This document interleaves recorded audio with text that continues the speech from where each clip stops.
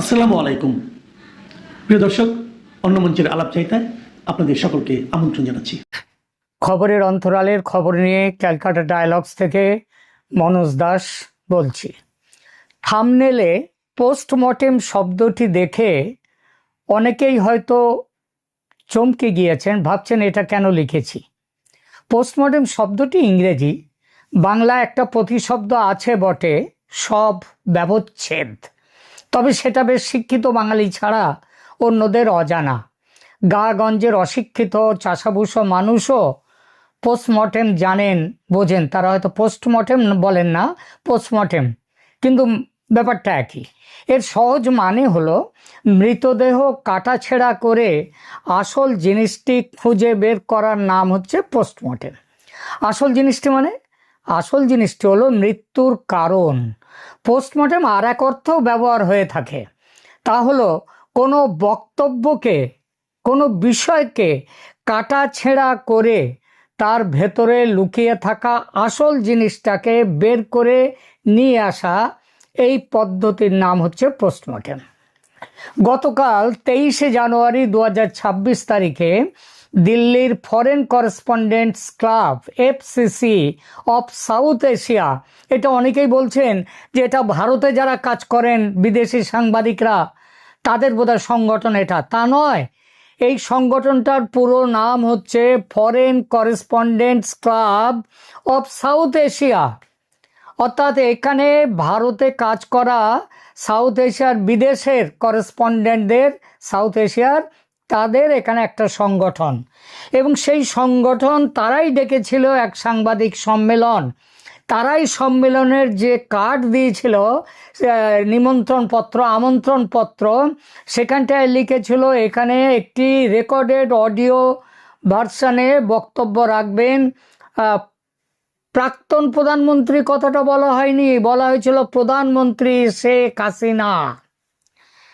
প্রধানমন্ত্রী শেখ হাসিনা, অর্থাৎ এই ক্লাবের প্রেসিডেন্ট, তিনি নিজে সবাইকে এই আমন্ত্রণপত্র পাঠিয়েছেন এবং সেখানে বক্তা হিসেবে শেখ হাসিনার পরিচয় দেওয়া হয়েছে প্রধানমন্ত্রী শেখ হাসিনা। এই বার্তাটা আপাতভাবে সাদামাটা যেভাবে বলা হয়েছে, অনেকেই হয়তো খেয়াল করেননি, আর খেয়াল করেননি বলে এত সব কথা উঠছে যে প্রাক্তন প্রধানমন্ত্রী ইত্যাদি ইত্যাদি বলা হচ্ছে, তিনি সেখানে দেখা করবেন, দেখা দেবেন, এসব কিচ্ছু না, তার আগেই ঠিকভাবে সব কিছু বলা হয়ে গিয়েছিল। বিষয়টা হচ্ছে মানুষের আকাঙ্ক্ষা, কৌতূহল, এটা কিন্তু একটা প্রচণ্ড উচ্চতায় পৌঁছে গিয়েছিল কালকের এই ভাষণের জন্যে, এই অনুষ্ঠানের জন্যে।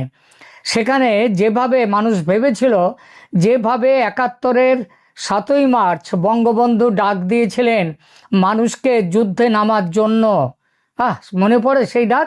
একটু শুনে নিন যখন কথাটা উঠলই।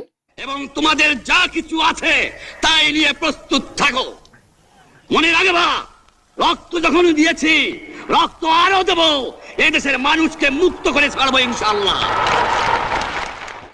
তার সঙ্গে ভেবেছিল, মানুষের ভাবনা ছিল, তার সঙ্গে শেখ হাসিনার গতকালকের ভাষণের একটা যেন তুলনা মানুষের মনের মধ্যে স্বাভাবিকভাবেই এসে গিয়েছিল, যে শেখ হাসিনাও হয়তো কালকে এরকম উদ্দীপ্ত কোনো ভাষণ দেবেন। কিন্তু তিনি খুব থেমে থেমে শান্তভাবে তার যা বলার সেই কথাগুলো বলেছেন। ইউটিউবের বহু চ্যানেল শেখ হাসিনার ভাষণ টেলিকাস্ট করেছে গতকাল। বাংলাদেশের বিরাট সংখ্যক মানুষ দেখেছেন ও শুনেছেন সে ভাষণ, কিন্তু তাদের প্রতিক্রিয়া যেন কি যেন পেলাম না ঠিক মতো, কেমন যেন নরম। গত কয়েক মাসে জননেত্রী শেখ হাসিনা বেশ কিছু অডিও ভাষণ দিয়েছেন দলের নেতাকর্মীদের উদ্দেশ্যে। বিভিন্ন দেশি বিদেশি সংবাদ মাধ্যমে ইমেল মারফত ইন্টারভিউ দিয়েছেন, কিন্তু পাবলিক মঞ্চে এই প্রথম তার ভাষণ। যদিও রেকর্ড করা অডিও ভাষণ, তবুও বাংলাদেশের মানুষের তীব্র কৌতূহল ছিল তিনি কি বলেন সেটা জানার জন্য। আমার চ্যানেলের এমন কিছু নিয়মিত দর্শক আছেন যারা ফোনে নিয়মিত যোগাযোগ রাখেন আমার সঙ্গে। 2-5 জন ছাড়া এদের সবাই আওয়ামী লীগের সমর্থক। 2-3 জন বিএনপি আছেন এবং একজন অতি শিক্ষিত দাড়ি গোঁফ কামানো একজন অধ্যাপক, তিনি জামাত সমর্থক। এদের প্রায় সবাই কাল সন্ধে আর আজ সকাল থেকে ফোন করছেন আমাকে। সবার একটাই বক্তব্য, দাদা নেত্রী কি বললেন বলুন তো। যারা আওয়ামী লীগ সমর্থক তাদের কথা শুনে মনে হলো তাদের মন ভরেনি, তারা আরও কিছু চেয়েছিলেন। জ্বালাময়ী কোনো ভাষণ, রাস্তায় নেমে এসে ঝাঁপিয়ে পড়ার ডাক। বিএনপি সমর্থকরাও শুনেছেন হাসিনার ভাষণ, তারাও একটু থমকে গেছেন। খবর পেয়েছি মোহাম্মদ ইউনূস এবং তার উপদেষ্টারাও শুনেছেন। তারাও ভেবেছিলেন জামাতকে রুখতে, ইউনূসকে রুখতে হয়তো নেত্রী স্পষ্টভাবে বিএনপির সঙ্গে একটা সম্পর্ক তৈরির কথা বলবেন, সেটা বললে আবার ইউনূসের লোকজনদের সুবিধা হয়। আর জামাতের সমর্থক অধ্যাপক ভদ্রলোক তো দৃশ্যত বেশ খুশি। শেখ হাসিনার ভাষণ সাড়া ফেলতে পারেনি, তিনি স্পষ্ট বললেন। তিনিও ভেবেছিলেন শেখ হাসিনা নিশ্চয়ই তার বাবার দেয়া 7 মার্চের মতো কোনো জ্বালাময়ী ভাষণ দেবেন। আসলে 71 আর 26 তো এক নয়। বঙ্গবন্ধু ভাষণ দিয়েছিলেন তার দেশের মাটিতে দাঁড়িয়ে, শেখ হাসিনা বিদেশে ভারতের মাটিতে নির্বাসিত জীবনে। বঙ্গবন্ধু যখন ভাষণ দিয়েছিলেন তখন তিনি বন্দী ছিলেন না, কিন্তু নির্বাসিত জীবনে রয়েছেন এখন শেখ হাসিনা। বঙ্গবন্ধু শ্রোতা ছিল দেশের আপামর মানুষ। শেখ হাসিনার কালকের ভাষণ ছিল বিদেশি সাংবাদিকদের আয়োজিত সভায়। 71-এর লড়াই ছিল একাত্তরের লড়াই ছিল পাকিস্তানি হানাদারদের বিরুদ্ধে, আর 26-এর লড়াই বিপথগামী ঘরের মানুষের বিরুদ্ধে। তাছাড়া গত 55 বছরে গঙ্গা, মেঘনা, পদ্মা, যমুনা দিয়ে অনেক জল গড়িয়ে গেছে। সুতরাং লড়াই বাঁচার লড়াই হলেও সে লড়াইতে অনেক ফারাক। তবু ভাব, ভাষা ও ভঙ্গির বড় সড়ো ফারাক থাকলেও যেটা বলার সেটা কিন্তু ঠিক বলেছেন শেখ হাসিনা। একটু খুঁটিয়ে দেখলে বোঝা যায় সেটা, আর সেটা দেখার জন্যেই এই পোস্টমর্টেম। নেত্রী ইংরেজিতে ভাষণ দিয়েছেন, তার মূল অংশটির সংক্ষিপ্ত বাংলা অনুবাদ করলে এরকম দাঁড়ায়: বাংলাদেশ আজ এক অতল গহ্বরের কিনারে দাঁড়িয়ে আছে। একটি বিধ্বস্ত রক্তাক্ত জাতি তার ইতিহাসের অন্যতম বিপজ্জনক অধ্যায় পার করছে। পুরো দেশ আজ এক বিশাল কারাগার, এক ফাঁসির মঞ্চ, এক মৃত্যু উপত্যকায় পরিণত হয়েছে। কি চমৎকার বাক্যচয়ন! খুনি ফ্যাসিস্ট ইউনূস একজন সুদখোর, অর্থ পাচারকারী, লুটেরা এবং দুর্নীতিবাজ, ক্ষমতালোভী, বিশ্বাসঘাতক। তার সর্বগ্রাসী কর্মকাণ্ডের মাধ্যমে আমাদের জাতিকে আজ রক্তশূন্য করে ফেলেছে এবং আমাদের মাতৃভূমির আত্মাকে কলঙ্কিত করেছে। এই চরম সংকটে পুরো জাতিকে আমাদের মহান মুক্তিযুদ্ধের চেতনায় ঐক্যবদ্ধ হতে হবে। যে কোনো মূল্যে এই জাতীয় শত্রুর বিদেশি সেবাদাস পুতুল সরকারকে উৎখাত করতে বাংলাদেশের সাহসী সন্তান ও কন্যাদের এগিয়ে আসতে হবে। শহীদের রক্তে লেখা সংবিধান রক্ষা ও পুনরুদ্ধার করতে হবে। আমাদের স্বাধীনতা পুনরুদ্ধার করতে হবে, সার্বভৌমত্ব রক্ষা করতে হবে এবং আমাদের গণতন্ত্রকে পুনরুজ্জীবিত করতে হবে। শেখ হাসিনার এই অডিও বার্তার যদি একটি রাজনৈতিক পোস্টমর্টেম বা ব্যবচ্ছেদ করা হয়, তবে এর শব্দচয়ন, সুর এবং লক্ষ্যবস্তুর গভীরে বেশ কিছু গুরুত্বপূর্ণ ক্লিনিক্যাল বা একদম সেই ডাক্তারির দিক উন্মোচিত হয়। চিকিৎসা বিজ্ঞানের ভাষায় বলতে গেলে এই ভাষণটি ছিল একটি অ্যাগ্রেসিভ রেসাসিটেশন। মৃতপ্রায় রেসাসিটেশন মানে যে যখন কোনো মানুষ তার অজ্ঞান হয়ে পড়ে গেছে, তার জ্ঞান ফিরছে না, শ্বাস চলে যাচ্ছে, প্রায় শ্বাস খুঁজে পাওয়া যাচ্ছে না নাড়ি, তখন তার মুখে মুখ দিয়ে তাকে শ্বাস দিতে হয়, তাকে শ্বাস দিয়ে তার শ্বাস ফিরিয়ে আনতে হয়। এই পরিস্থিতিতে আজকে বাংলাদেশে আওয়ামী লীগের তাদের কোনো বাস্তবে সেইভাবে কোনো রকম প্রচার কিংবা তাদের দেখা যাচ্ছে না মাঠে। সুতরাং এই সময়কে মৃতপ্রায় যদি ধরা হয়, এই মৃতপ্রায় রাজনৈতিক অস্তিত্বকে পুনরুজ্জীবিত করার একটা জোরালো চেষ্টা গতকাল এইভাবে অ্যাগ্রেসিভ রেসাসিটেশনের মাধ্যমে করলেন প্রধানমন্ত্রী শেখ হাসিনা। আবার আমিও বললাম প্রধানমন্ত্রী, কারণ তিনি হচ্ছেন ডি জুরে আর ডি ফ্যাক্টো, মানে একটা হচ্ছে বাস্তবের প্রধানমন্ত্রী ডিফ্যাক্টো, আর একটা হচ্ছে খাতায় কলমে আইনত প্রধানমন্ত্রী হচ্ছেন শেখ হাসিনা। আর এখন যারা আছে, যারা ডিফ্যাক্টো প্রধানমন্ত্রী, ওই মোহাম্মদ ইউনূস, তিনি হচ্ছেন ডিফ্যাক্টো, এবং এটা হচ্ছে অবৈধ। এবার তিনি কি করলেন, এই বার্তাটির এই পোস্টমর্টেম রিপোর্টটা আমি একটু চেষ্টা করলাম আপনাদের সামনে তুলে ধরার একটু নতুনভাবে।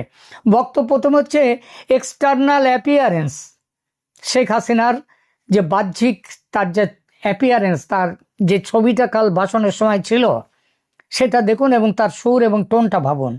তিনি একটি শাড়ি পরে অত্যন্ত সাধারণভাবে তিনি এসে দাঁড়ালেন, তিনি দাঁড়িয়ে তার ভাষণটা শোনানো হলো, এইটাই তো ছিল। এর মধ্যে থেকে তাহলে বোঝা যায় যে তিনি অত্যন্ত সাধারণ হয়ে কিন্তু খুব দৃঢ় স্বরে তিনি তার বক্তব্য পেশ করেছেন, থেমে থেমে আস্তে আস্তে প্রগাঢ় তার বিশ্বাসের ভেতর থেকে। বক্তব্যের শুরুতেই তিনি বলেছেন অতল গহ্বর, অ্যাবিস, ব্লিডিং, রক্তাক্ত, ভ্যালি অফ ডেথ, মৃত্যু উপত্যকা। এই শব্দগুলির ব্যবহার হচ্ছে একটি হাইপারবোলিক ট্রমা বা চরম একটা আতঙ্কের পরিস্থিতি তৈরি করে। এটা শ্রোতার মনে ভয় এবং অস্থিরতা তৈরি করে। আমার দেশ আজ কোথায় গেছে, কোথায় রয়েছে আমরা, এই বর্তমান পরিস্থিতির ভয়াবহতা বোঝানোর এটা তিনি যেটা শব্দ ব্যবহার করেছেন, চমৎকার মনস্তাত্ত্বিক কৌশল। দ্বিতীয় আমরা আসি প্যাথোলজিক্যাল অ্যানালিসিসে। বক্তব্যে ডাক্তার ইউনূসের বিরুদ্ধে যে বিশেষণগুলো ব্যবহার করা হয়েছে তা রাজনৈতিক সমালোচনার সঙ্গে সঙ্গে ইউনূসের ব্যক্তিগত কালো পরিচয়গুলোকেও বিশ্বের সামনে উন্মুক্ত করে দিল। দেশের মানুষ ইউনূসকে এসব বিশেষণে আগে থেকেই বিশেষিত করেছে, এবার বিশ্বও জানবে, অর্থাৎ অল আউট লড়াইয়ের ডাক দিলেন।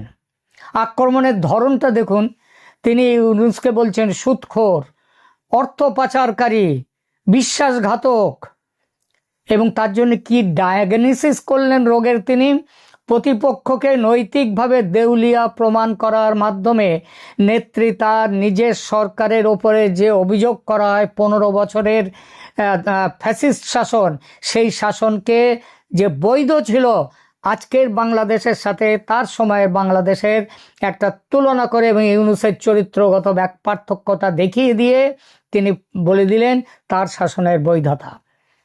ইউনূস শাসনের ক্যারেক্টার অ্যাসাসিনেশন বা চরিত্র হননের মাধ্যমে তার সরকারকে অনেক ভালো রাজনৈতিক স্পেস দিলেন বিশ্বের সামনে। এরপরে আসুন কার্ডিওভাস্কুলার সিস্টেম, আবেগ ও জাতীয়তাবাদকে তিনি কিভাবে ব্যবহার করেছেন, তিনি কি বলেছেন। তিনি বারবার স্পিরিট অফ লিবারেশন ওয়ার, বাংলাদেশের জন্মই তো হচ্ছে এই লিবারেশন ওয়ার, মুক্তিযুদ্ধের চেতনায়, বাঙালি জাতীয়তাবাদের চেতনা এবং সংবিধানের কথা তিনি উল্লেখ করেছেন বারবার। এর কার্যকারিতাটা কি, তার দলীয় কর্মীদের শুধু নয়, দলের বাইরে যারা আছেন তাদের সঙ্গে একটা ইমোশনাল কানেক্ট বা আবেগীয় সংযোগের তিনি চেষ্টা করলেন এবং সেটা করতে সমর্থ হলেন। এটি এই বাঙালি জাতীয়তাবাদ, মুক্তিযুদ্ধের চেতনা, সংবিধান, এগুলো হচ্ছে বাংলাদেশের শরীরের মূল ধমনী। এই ধমনী কেটে রক্তপাত করা হচ্ছে, এখন মেরে ফেলার চেষ্টা হচ্ছে এই বাংলাদেশকে। এই কথা তিনি বুঝিয়ে দিলেন, যা শুনে কর্মীদের রক্তে উদ্দীপনা যোগাবে। সংবিধানের দোহাই দিয়েও তিনি বললেন যে অন্তর্বর্তীকালীন সরকার একটা বেআইনি পুতুল সরকার, বিদেশের হাতের খেলনা। এরপরে আসুন নার্ভাস সিস্টেম, কৌশলগত সংকেতটাতে তার বক্তব্যে কি উঠে আসে। বক্তব্যের সবচেয়ে গুরুত্বপূর্ণ অংশ হলো সরাসরি ওভারথ্রো করা, ইউনূস সরকারকে উৎখাত করার ডাক দেয়া। এর উদ্দেশ্যটা কি? এর উদ্দেশ্য হলো 12ই ফেব্রুয়ারি নির্বাচনকে কেন্দ্র করে দলীয় কর্মীদের মাঝে একটি ফাইট অর ফ্লাইট রেসপন্স তৈরি করা, অর্থাৎ হয় রাজপথে নেমে প্রতিরোধ করো। এই প্রতিরোধে নামার ভাষাটা শেখ মুজিবরের মতো, বঙ্গবন্ধুর মতো সেই এক টোনে নয়, কিন্তু সেই একই কথায় কিন্তু এখানে উঠে এসেছে যে হয় রাজপথে নেমে প্রতিরোধ করো, নয়তো অস্তিত্ব বিলীন হওয়ার অপেক্ষায় থাকো। ভাষণের খুব লক্ষণীয় বিষয়, তিনি কিন্তু পথে পথে প্রতিরোধ গড়ে তোলার ডাক দিয়ে দিয়েছেন। তাহলে পোস্টমর্টেম টেবিলে কি মূল পাওয়া গেল? ব্যবহৃত তিনি মানে অক্সিজেন হিসেবে তিনি ফুসফুসে অক্সিজেন হিসেবে তিনি সংবিধান পুনরুদ্ধার, জাতীয়তাবাদ, মুক্তিযুদ্ধের চেতনা, এসব শব্দগুলো ব্যবহার করেছেন। এইগুলোকে নিয়ে এসছেন। আন্তর্জাতিক মহলে এই সরকারের বৈধতা নিয়ে প্রশ্ন তুলেছেন। তার কৌশলটা কি? না, ইউনূস হচ্ছেন, এই সরকার হচ্ছে বিদেশি সেবাদাস। সার্বভৌমত্বের ভয় দেখিয়ে সাধারণ মানুষের যে সার্বভৌমত্ব চলে যাচ্ছে এই সরকারের হাতে, এইটা বলে তিনি মানুষের জাতীয়তাবাদকে তিনি এগিয়ে নিয়ে চলে যাওয়ার পথে বড় তিনি সংকেত দিলেন এবং সেই কথা বললেন। এরপরে দেশকে মুক্ত করতে গেলে লিভারের ডিটক্সিকেশন, সেটা করতে গেলে কি করতে হবে? তিনি দুর্নীতিবাজ ও লুটেরা এদেরকে দেশ থেকে, এরাই সব কিছুর মূল, এদেরকে, কারণ তার সময় তো সত্যিই বাংলাদেশ এগিয়ে গিয়েছিল। তারা 38% থেকে দারিদ্র সীমা সেটা 18%-এ নামিয়ে এনেছিল। এটা কম কথা নয়। এবং তিনি এই সব কিছুর পেছনে তিনি কিসের ওপরে ভিত্তি করে তিনি এই তার যে লড়াইয়ের আগামী দিনের কাঠামোটা তৈরি করছেন, সেটা কিসের? মুক্তিযুদ্ধের চেতনার ওপরে ভিত্তি করে। এই অডিও বার্তাটি কোনো নমনীয় রাজনৈতিক সমঝোতার ইঙ্গিত দেয় না, বরং এটি একটি তীব্র এক্সিস্টেন্সিয়াল ব্যাটেল বা অস্তিত্ব বাঁচাবার লড়াইয়ের ঘোষণা। ডক্টর ইউনূসকে ব্যক্তিগতভাবে আক্রমণ করে তিনি মূলত তৃণমূল কর্মীদের এই বার্তা দিয়েছেন যে আওয়ামী লীগ এখনো মাঠ ছাড়েনি, আর এবার ঘরে বসে থাকার দিন শেষ, এখন লড়াই করে বাঁচতে হবে। এই লড়াইয়ে আন্তর্জাতিক ন্যারেটিভ তৈরির জন্য ছিল কালকের সভা।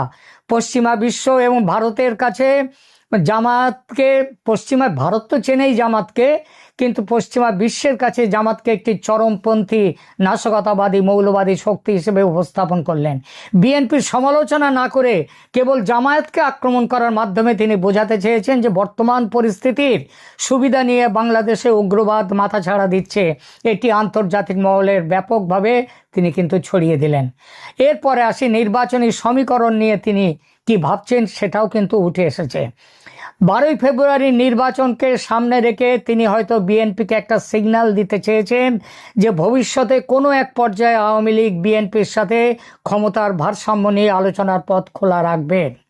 সাধারণ আওয়ামী লীগ সমর্থকরা শেখ হাসিনার কালকের ভাষণকে কেউ কেউ নরম ভাবতেই পারেন, কিন্তু এই অডিও বার্তাটি বাংলাদেশের রাজনৈতিক অঙ্গনে কিন্তু পলিটিক্যাল শকওয়েভ তৈরি করেছে। যারা বুঝবার, বিপক্ষে বসে যারা বুঝবার, তারা কিন্তু সব ভালোই বুঝতে পেরেছে। অন্তর্বর্তী সরকার কি প্রতিক্রিয়া দিয়েছে একটু বলি। সরকার বিষয়টিকে অত্যন্ত গুরুত্বের সাথে নিয়েছে।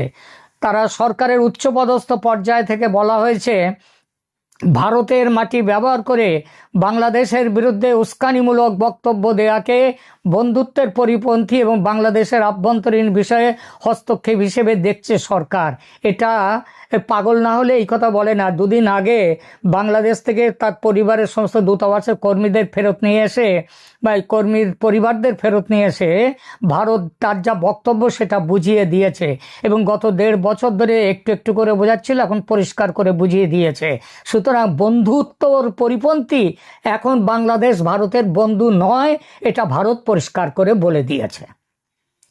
এরপরে কালকের শেখ হাসিনা, প্রধানমন্ত্রী শেখ হাসিনার ভাষণের একটা পোস্টমর্টেম কেমন লাগলো জানাবেন আর কমেন্ট করে। এখনকার মতো এখানেই রাখছি, ধন্যবাদ।